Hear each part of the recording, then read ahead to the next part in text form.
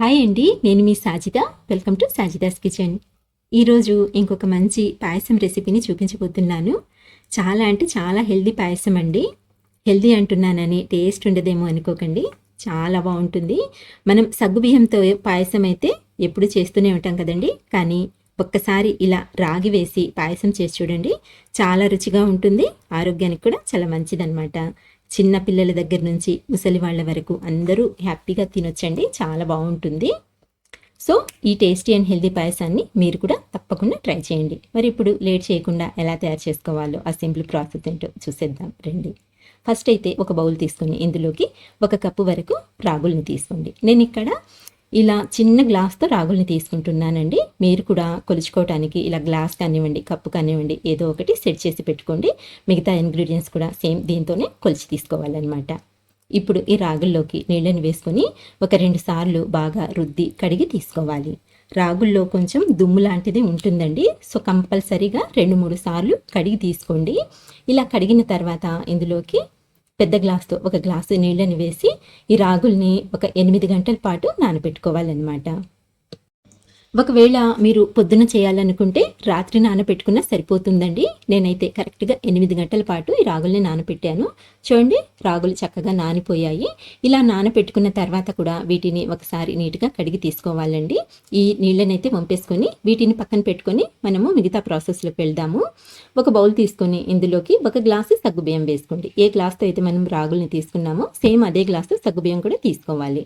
Next ఇందులో నీళ్ళని వేసుకొని వీటిని కూడా ఒక 2 సార్లు బాగా ఇలా రుద్ది కడిగి తీసుకోవాలి. ఇలా కడిగిన తర్వాత ఇందులోకి 1 గ్లాస్ నీళ్ళని వేసుకొని ఈ సగ్గుబియ్యాన్ని కూడా కాసేపు పక్కన ఉంచేసుకుందాము.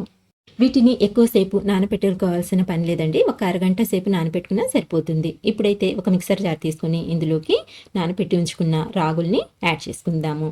ఇలా మొత్తం రాగుల్ని తీసుకున్న తర్వాత ఇందులోకి సేమ్ గ్లాస్తో 2 గ్లాసుల నీళ్ళని వేసుకోవాలి. ఫస్ట్ అయితే 1 గ్లాస్ వేసుకోండి. 1 గ్లాస్ వేసి ఒకసారి మిక్సీ పట్టుకొని తర్వాత మరొక గ్లాసు నీళ్ళని పోసి ఇలా మెత్తగా గ్రైండ్ చేసుకొని తీసుకోవాలన్నమాట. చూడండి, ఇలా పల్చగా గ్రైండ్ చేసుకోవాలి. ఇలా గ్రైండ్ చేసుకున్న తర్వాత ఇప్పుడు ఒక బౌల్ తీసుకొని దీనిపైన స్టైనర్ని ఉంచుకొని ఈ రాగి పిండి మిశ్రమాన్ని ఇందులోకి వేసేసుకోవాలి. ఇలా వేసుకొని మనము రాగి పాలను తీసుకోవాలన్నమాట. ఇలా స్పూన్తో కలుపుతూ ఉన్నట్లయితే మనకు పాలు అనేవి కింద బౌల్లోకి వచ్చేస్తాయండి. ఇందులో అయితే ఇలా పిప్పి వరకు ఉంటుందన్నమాట. చూడండి, ఇలా రుద్దుతూ ఉన్నట్లయితే మనకు చక్కగా పాలన్నీ కిందికి వచ్చేస్తాయి.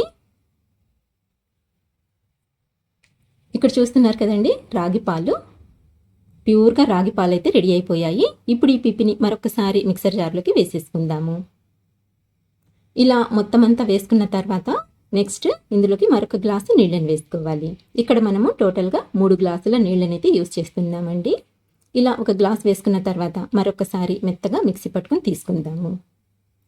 ఇప్పుడు దీన్ని కూడా ఫస్ట్ ఎలా అయితే మనము ఫిల్టర్ చేసుకున్నామో అదే విధంగా ఫిల్టర్ చేసుకొని రాగి పాలను తీసుకోవాలి. అదే బౌల్లోకి యాడ్ చేసేసుకోండి, సరిపోతుంది.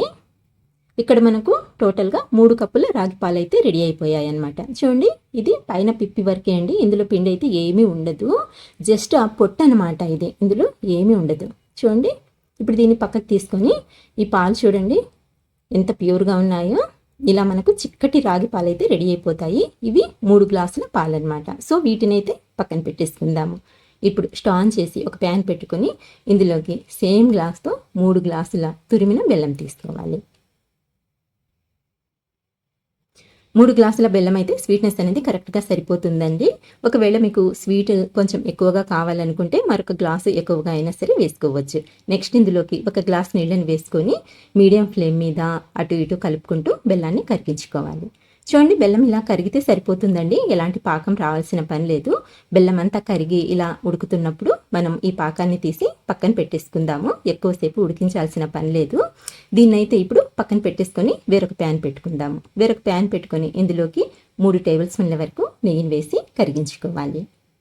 నెయ్యి కరిగిన తర్వాత ఇందులోకి కొన్ని జీడిపప్పు పలుకులు, కొన్ని బాదం పప్పు పలుకుల్ని వేసి వీటిని కొద్దిగా అంటే లైట్గా ఫ్రై చేసుకోవాలి.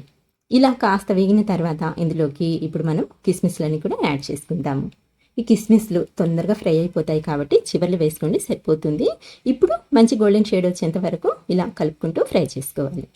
చూడండి చక్కగా వేగిపోయాయి కదండి. ఇలా ఫ్రై చేసుకున్న ఈ డ్రై ఫ్రూట్స్ని వేరొక ప్లేట్లోకి తీసి పక్కన పెట్టేసుకోండి.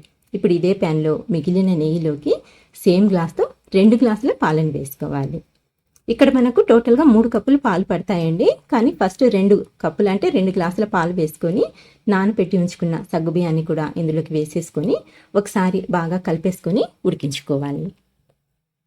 ఇలా సగ్గుబియ్యం ఉడుకుతుండగా మధ్య మధ్యలో కలుపుకుంటూ ఈ పాలన్నీ ఇంకిపోయేంత వరకు అంటే బాగా దగ్గరికి వచ్చేంత వరకు ఉడికించుకోవాలి. ఇక్కడ మనం తీసుకున్న క్వాంటిటీకి 2 గ్లాసుల పాలైతే సగ్గుబియ్యం ఉడకడానికి కరెక్ట్గా సరిపోతాయి అన్నమాట. అలాగే ఇందులో నెయ్యి కూడా ఉంది కాబట్టి చూడండి సగ్గుబియ్యం ఏమాత్రం అంటుకోకుండా ఇలా పూసగా ఉడుకుతున్నాయో, అలాగే పాలన్నీ ఇంకిపోయేసరికి సగ్గుబియ్యం కూడా పర్ఫెక్ట్గా ఉడికిపోయి ఉంటాయండి. ఇలా ఉడికించుకున్న తర్వాత ఇందులోకి మనం ముందుగా ప్రిపేర్ చేసి పెట్టుకున్న ఈ రాగి పాలని యాడ్ చేసుకోవాలి.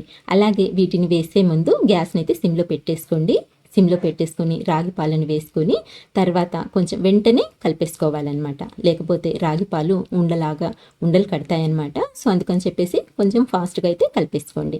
ఇలా కలుపుకున్న తర్వాత మిగతా గ్లాస్ పాలని యాడ్ చేసుకోండి. అంటే టోటల్గా 3 గ్లాసుల పాలు అన్నాను కదండి. ఫస్ట్ అయితే నేను 2 గ్లాసులే వేసాను, మిగతా గ్లాసు ఇప్పుడు వేస్తున్నాను అనమాట. ఇలా వేసుకున్నట్లయితే కలుపుకోవడానికి ఈజీగా ఉంటుంది. ఇలా పాలు వేసిన తర్వాత మొత్తం అంతా బాగా కలిసేట్టు కలుపుకోవాలి. చూడండి మొత్తం ఇలా కలుపుకొని ఒక 2-3 నిమిషాలు మీడియం ఫ్లేమ్ మీద ఉడికించుకున్నట్లయితే సరిపోతుంది. మనకు పాయసం కన్సిస్టెన్సీ ఇలా ఉంటుందన్నమాట.